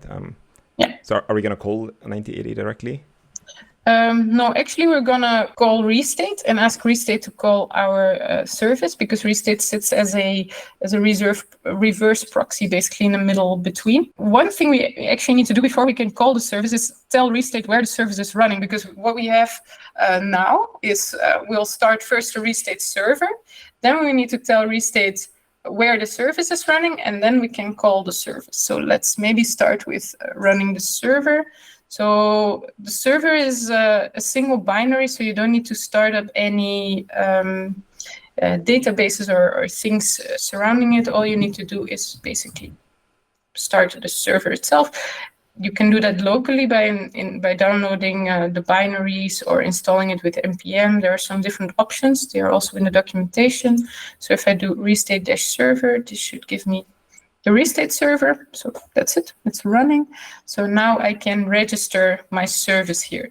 So I'll do that via the CLI. So restate deployment register, and then localhost 9080. All right, so now you're teaching Restate where your service deployment is, right? So yeah, it's localhost 9080. 9080 is where my service is running, and so I'm telling it where it runs. And if I press enter here, and I'll make this a bit bigger, then what does that give me? It says the services that will be added are the ticket object, and the ticket object is a virtual object, so it will be sequenced or serialized.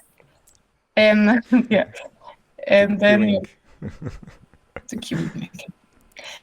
And then we have the UnReserved, market sold, and the reserve handlers in it. So yes, that's what we want to apply. Okay, great. Now we can call the service. So Restate knows where it's running now. So now we will direct our request to Restate, and Restate will invoke the service for us. So how do we do that? We call Restate on port 8080.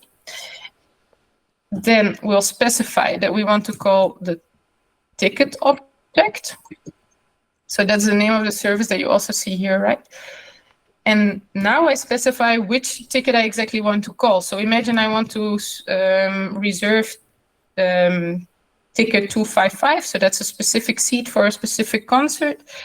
And I want to reserve it. So that's basically how you compose, how to call. You first say restate endpoint 8080, then which service you want to call, the ticket object here, then the ID of the object, so the ticket 255 in my case, and then the method I want to call, so that's reserve. So the ID is the key, right? That's the object key that identifies which object you're calling, okay? Yeah, so if I now press enter and everything is okay, then we should see success true. So I was able to reserve this ticket. And let's now test whether I can. This response comes from the service, so it goes through Restate, goes to the service logs the response back, to restate, then restate responds to you, right? Yeah, that's the flow indeed. Okay, so let's try to reserve again, and let's hope that we cannot reserve this ticket 2 times. So let's see, okay, the success was false. So this seems to be working. If we now call the UnReserve method here, so imagine the timeout passed and that user didn't buy it. Now we call reserve again and it will work again. So seems like our ticket service is working. So let's try to get something implemented for the cart. So again, we'll create a new file here, the cart object. Let's maybe speed things up by copying over a bit of the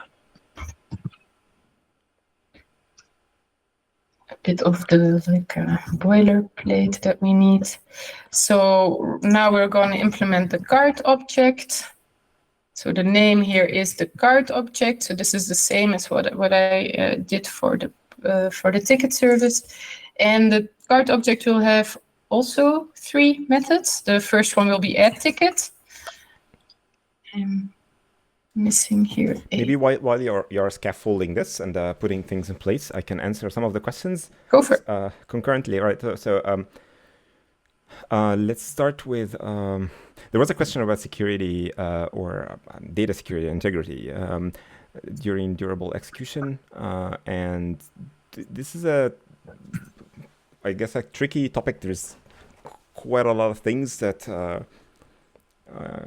you can talk about when you talk about data integrity, but we do have checks in places, at least in storage levels, to ensure like there's no corruption, for example. But if we're talking about security, if you're running your own restate server, then you can choose to encrypt data at rest, so your disk can be encrypted, but all communication between services can use HTTPS, HTTP2, HTTPS, and we do also have request signing.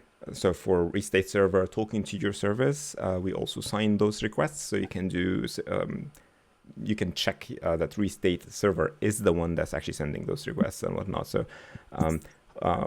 possibly you will find some of those information on the documentation already. How you test this code? So how to test the code you write in the handler. I'm actually not expert in the SDK bit, so I maybe will defer to Giselle when she has time to actually answer that question. But I also know that it's one of those areas where we want to improve on this. It's not something that we have fully covered yet. So your logic can be tested probably like similar to any unit tests that you can write, but things that, for example, communication across services or writing to the context, etc. I'm not quite sure if we have everything covered for you to write tests and mock them. So I don't know, but I'm going to defer to Giselle. How do you differentiate between transient and persistent errors? When do you decide not to retry anymore? This is like when, correct me if I'm wrong here, but so for errors that are related to service-to-service communication within Restate, this is automatically handled by Restate. Basically, they are transparent to you. Like you don't really think so much about them. But when you do call functions or have external calls that can fail, you can choose to throw exceptions. And in those cases, there is I think certain types of exceptions that if you throw, I think terminal exception, if I remember correctly, Restate knows that, okay, you don't want actually to retry, and then we're going to stop the execution. So it depends on the type of exception you throw. By default, I think everything gets retried. I don't know. Yeah. Okay. Yeah, everything gets retried. Yeah, like for example, if in the case here with my reserve method, imagine that if I cannot reserve it, I want to crash forever, not retry, then I could, for example, do throw terminal error and specify don't retry this, and this will make sure that that this doesn't. I think I need to put new here. Yeah. And this kind of unlocks the object, and then any future request on the queue will continue. Exactly.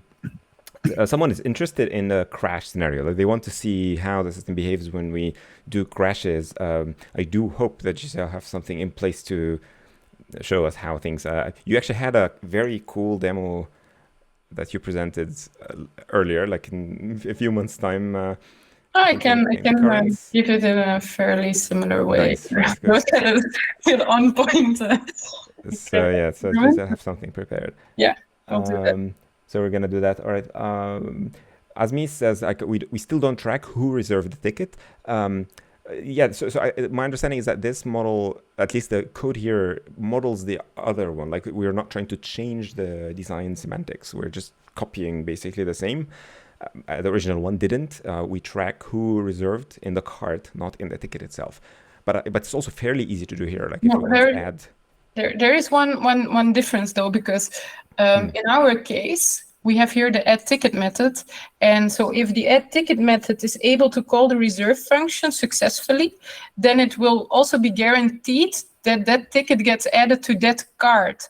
So there can never be another user which also has that ticket in its cart. So it actually doesn't matter from the perspective of the ticket service who reserved it, because anyways, it can always only be in one cart. Yep.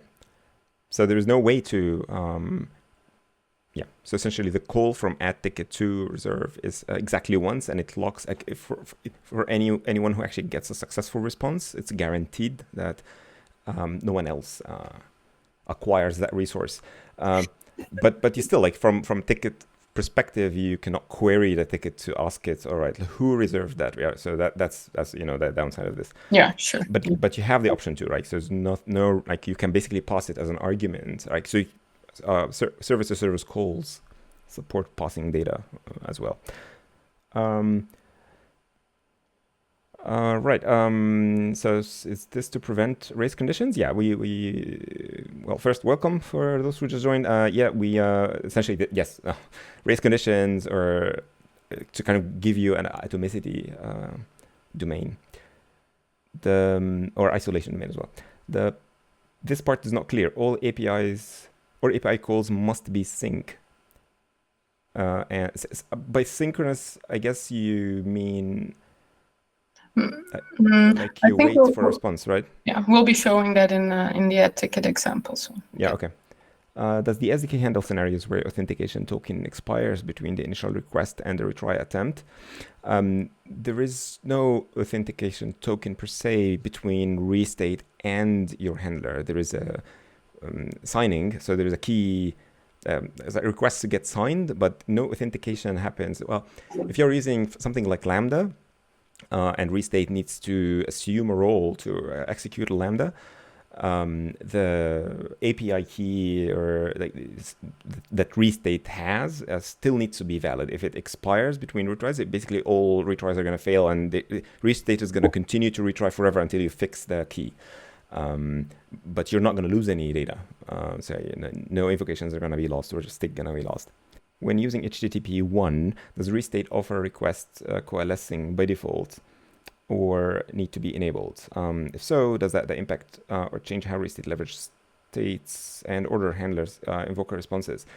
No, I don't think we do. Well, it depends on what you mean by request coalescing. So for the same, so for a single.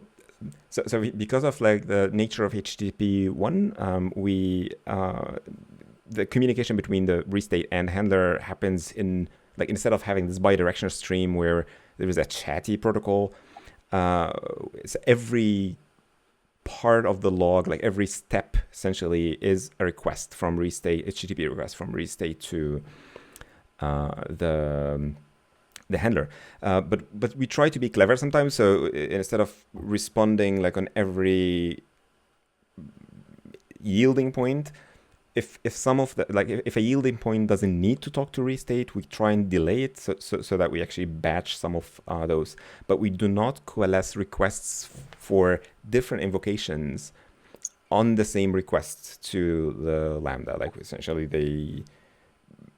that's at least what I know about how the invoker works so far. But this is also like like HTTP1 is not the recommended way, but it's supported because not every function as a service deployment or system right now supports HTTP2. So it's more like a fallback mechanism. It's not as efficient, but it still gives you the same exact features. So maybe in the future, as we build more support and also function service providers provide maybe things like HTTP2, or maybe we support WebSockets or streaming. I mean, definitely there's a lot of future and room for us to be more efficient on that regard, and also them supporting more of the modern web technology. Okay, so in the meantime, I created the 3 methods for the card object and copied over the Express app code that we had for them. So let's also turn this into Restate code.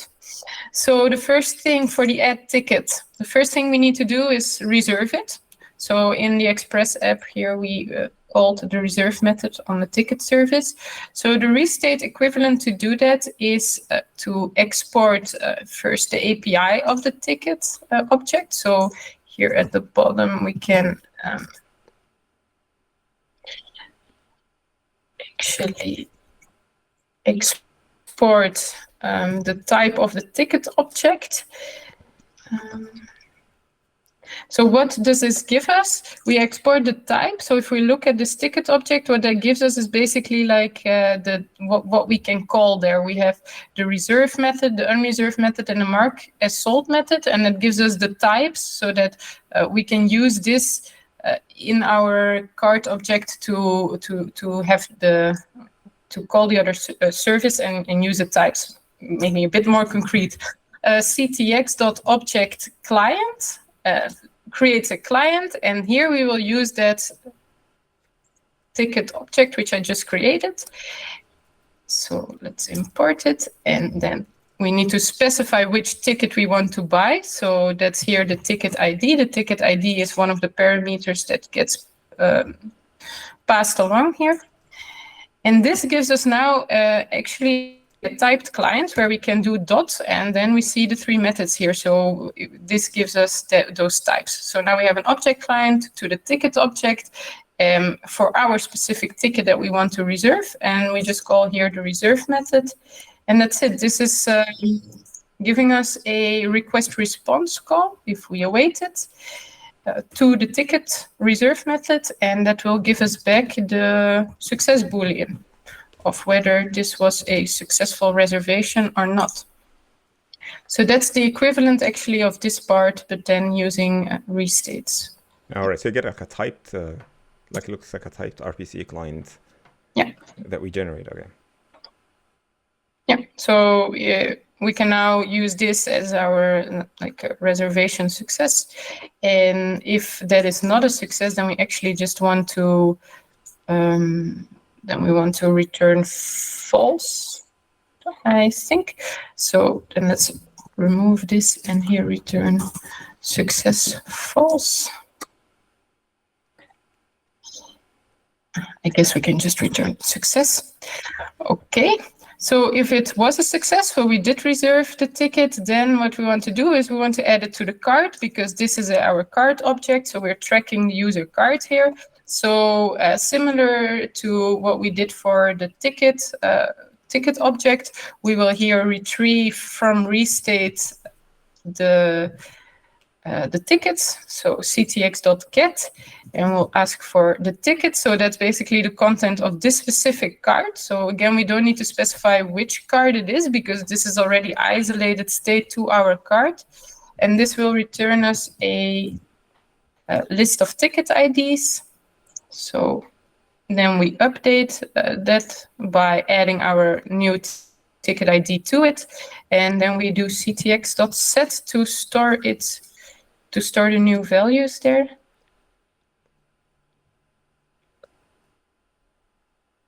Okay, so for the expire method, we did the check to see if what the last time was that of the last modification. We need to do that here as well.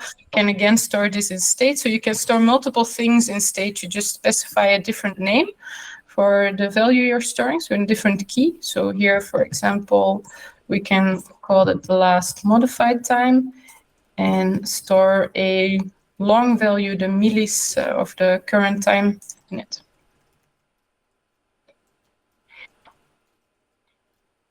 Okay, maybe this is a good moment to actually show how this works if we let this crash. So maybe let's comment this out and let's throw an error here. So let's throw an error, failing here. And let's see if we can call this and see what happens then. Okay, so the first thing I need to do, because I created this new object, is also add it to the server. So I need to go back here to app.ts and also bind here my card object to it. Oh, the formatting looks a bit off, but doesn't matter. So now this daemon hosts two services, right? But does it have to? Like, can we run them in two separate? You could add, you could create a new endpoint for this other card. Right. Now, actually, also add this service to Restate. So just as we did earlier, we need to register that this service exists. So again, I need to redo the register command here because Restate now knows that there's a ticket object behind 9080, but it doesn't know that there's also the card object. So I will force override this deployment. So that's something you usually only do during local development. So if we now see what that gives us, it gives us the card object that will be added. So checkout, expire, and add ticket. Do you want to make those changes? Yes, let's add this one. Okay, so now I'll be able to call actually this card object. So it's again in a similar way as what we did for the ticket object. It's HTTP, the endpoint of Restate, so local host 8080. Then we specify that we want to call the card object. Now you need to specify which card exactly we are talking about. So let's say the card of Mary. So this is our user ID or key. And then which function we want to call. So let's call the add ticket method. The add ticket method requires us to also give a request body, which contains the ticket ID that we want to use. So I will specify the ticket ID is 255, for example. And if I call this, then I will not be seeing anything because I put that throw error statement in there. So let's go back to the code. So what is happening now? Can we see what's going on? Okay. Yeah, so here is a service. And do I do something non-deterministic? Okay, so we got here into a case where I apparently updated the code and changed. That's why probably when I changed the card code to show the terminal exception, there was probably. It's actually a good example to show to people because we didn't deploy the code as new deployment. We forced the code, like we swapped it, and that's why like on the command line we forced, I guess, right? What happened is because we changed the code in a backward incompatible way with the journal or with the log, you're seeing the error, like a descriptive error that tells you that the replay journal entries did not correspond to the code. Like your code is not deterministic, as in the code changed between replays, and we have to either fix that, right? So put the old code or force. Or we can actually basically wipe also the state. Yeah, let's maybe first show this. Maybe a good occasion to show a bit of tooling with the CLI. So we can now actually show via the CLI which invocations we have. So okay, there we have our current invocation, which is failing with the journal mismatch. So we can also ask for some more information about what is happening via restate invocation describe. I don't know if this is big enough for you to read actually.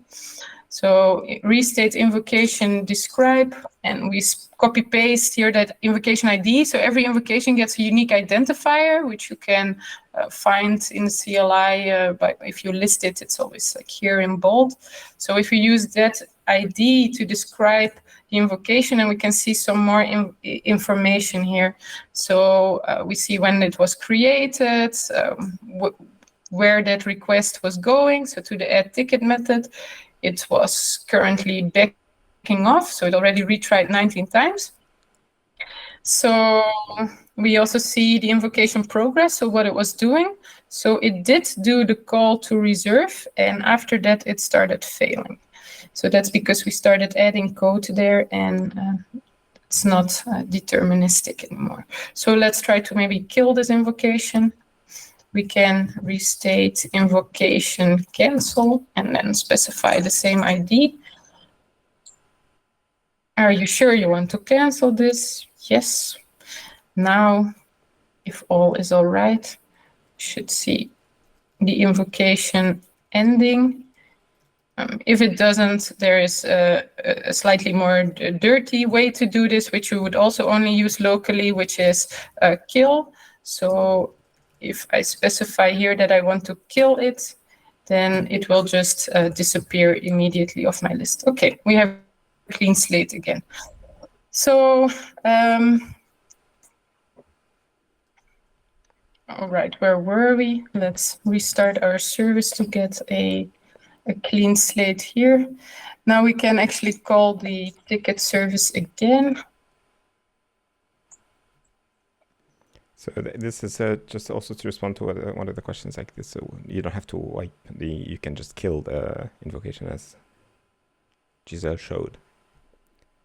There's a conversation about versioning that happens on that's on chat. So there's actually, I think this is feedback from Mohammed Yahya. Please show also in the log the number of retries.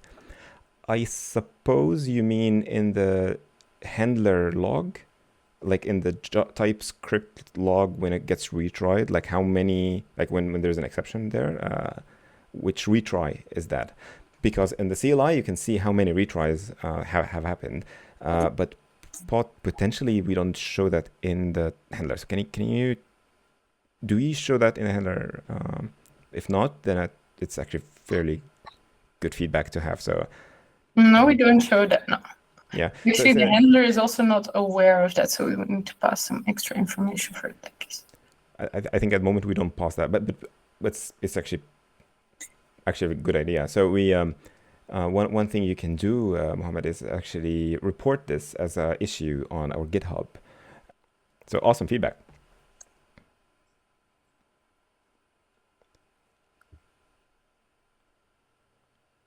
Okay. Now that we have canceled our invocation, let's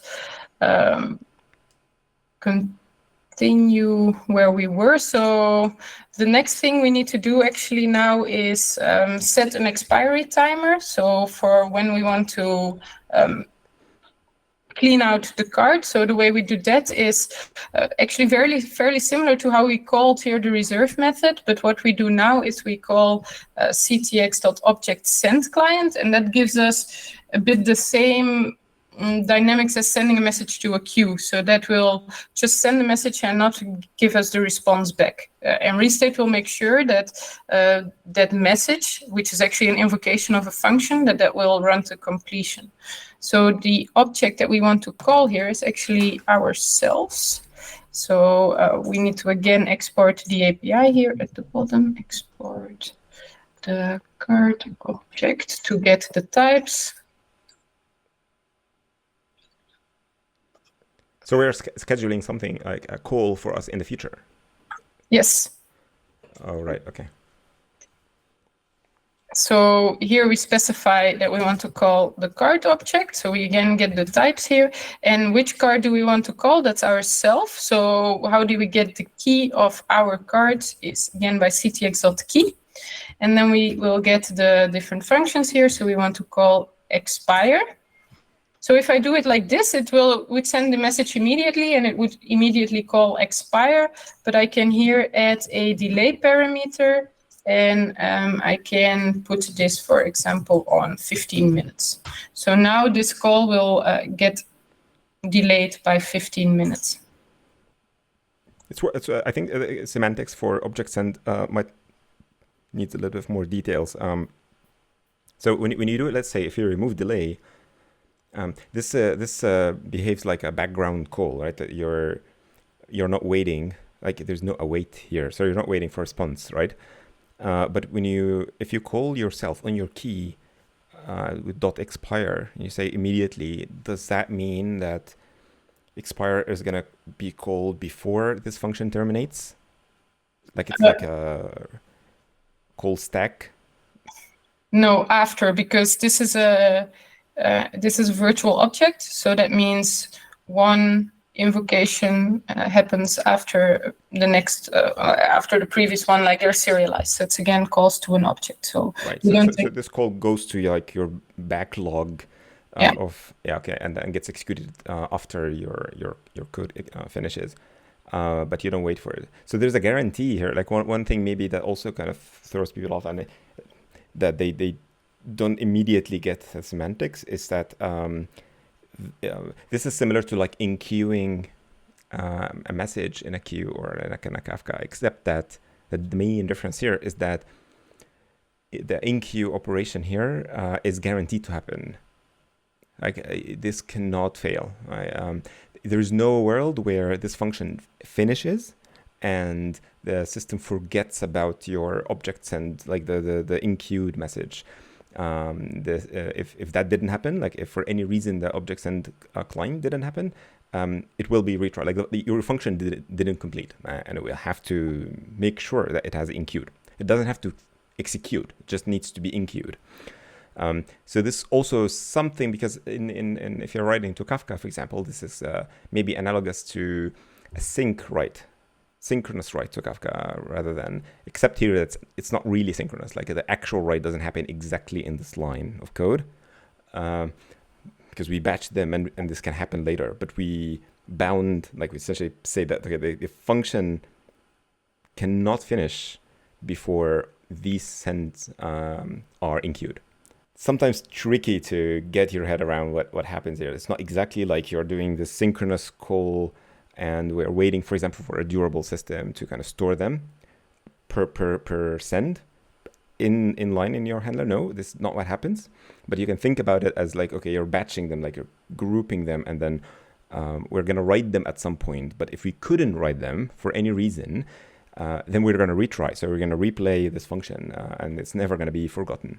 I actually personally see this as a very unique, a very powerful thing, that it's just very subtle, but it was one of the main sources of issues in big companies, especially payment companies. I mean, for folks not noticing that they are writing to, for example, for Kafka, and that these writes can be lost.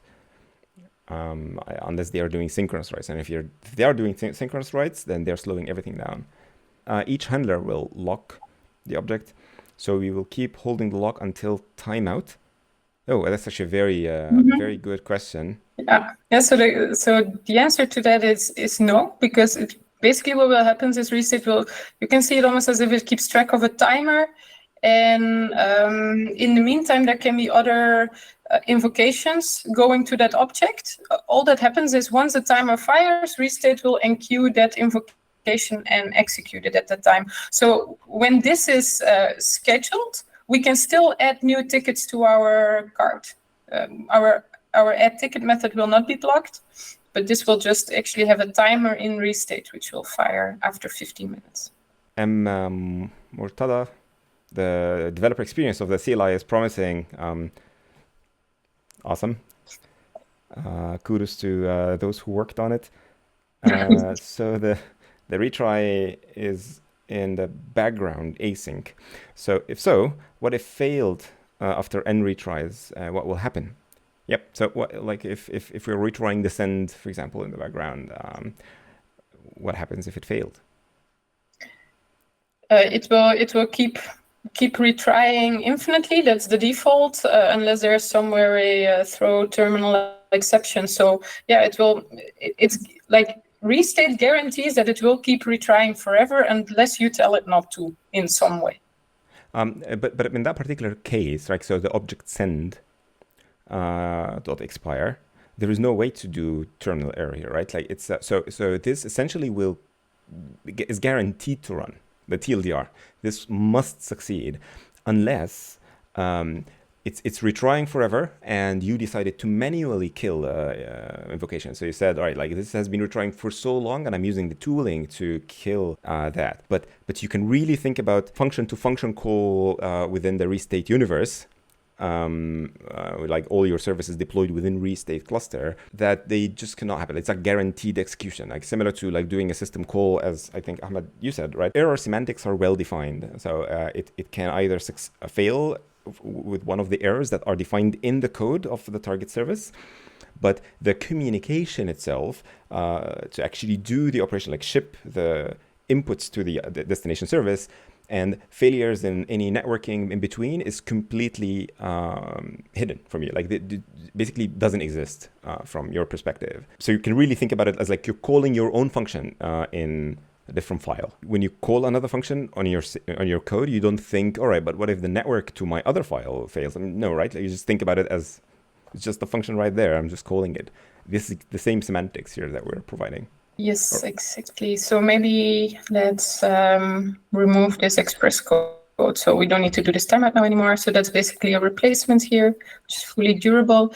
And then the final part is again sending back. But I have a question about the delay here. So the delay is 15 minutes, right? Like what happens to your code compared to the set timeout that we had before? Like if this is waiting for too long and this is deployed on Lambda. So you mean what would happen in the Lambda case, or? Yeah, I mean, does it actually wait here? Like what happens? Yeah, okay. Okay, yeah, no. So this gets basically scheduled in Restate, and this handler then doesn't need to like worry about it anymore. So it can continue with other stuff, and it can just forget about this. So what will happen? It will return this success response and then just disappear. And Restate is the one that actually keeps track of this timer, and that will make sure that that expire function gets invoked later on. So this handler can basically crash forever. That expire would get called. All right, so it's guaranteed to. Okay, cool. Another question is so on line 11, for example. So this is a service-to-service call, and we are waiting for a response on line 11 here, right?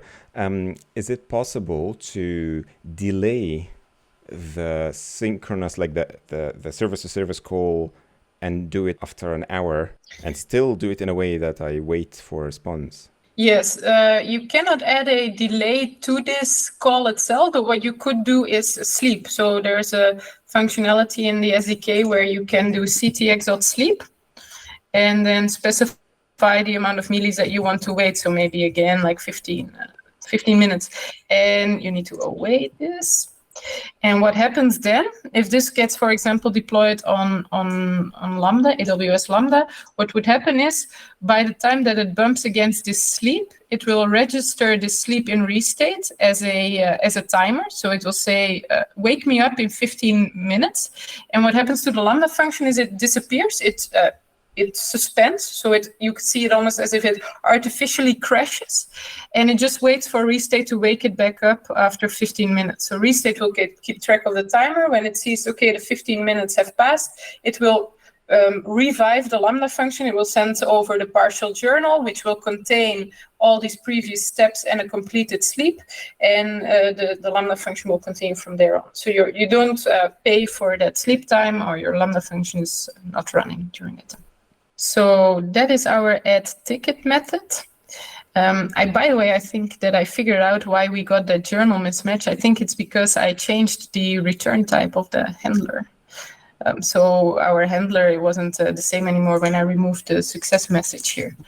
But so let's see, we should now be able to, let me actually just re-register this just to be sure that we have some working setup again. So let's again call the card object. Let's maybe call it for somebody else this time. Let's maybe call it for Ahmed. And now Ahmed is gonna reserve ticket 9. So if we call this, then we see that the success is false. So he was not able to reserve this. Not entirely sure what's going on.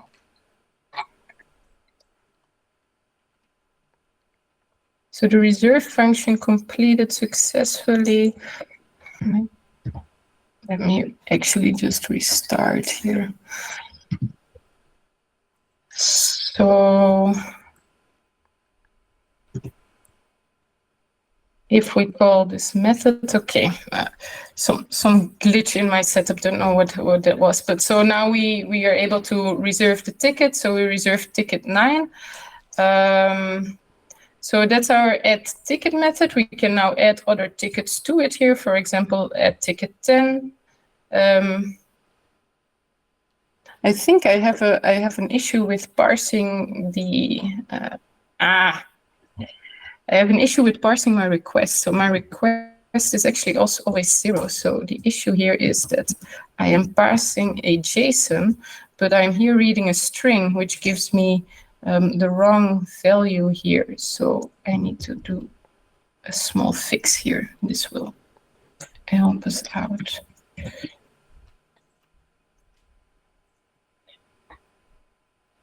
All right, let's try again. Live coding is always an interesting experience, especially if you start from scratch. Let's see. Okay, now we're able to add tickets. Let's see. Yes, we have a working setup. And on the same key, you're going to get false in that case, right? Because it's already reserved. Yes, and we can actually do something cool now. We can actually see which tickets are actually reserved for Ahmed. So if we do restate key value get, and then card object, we should see actually all the tickets. So yeah, we see here that nice. Our first our first request, which wasn't really how it should be, and after that we started parsing our ticket ID correctly. So sorry. Mistake on my side there. No worries. So you can introspect the state for any object through the CLI, and it will render it if it's JSON, I guess. So it's going to render it in a nice way. I think we only support JSON rendering. For anything else, it's just going to be I don't know, binary maybe, or text, something like that. So, but most people use JSON, I guess, or JSON series. That's probably the default for JavaScript, the TypeScript SDK for. I don't know about the Java SDK.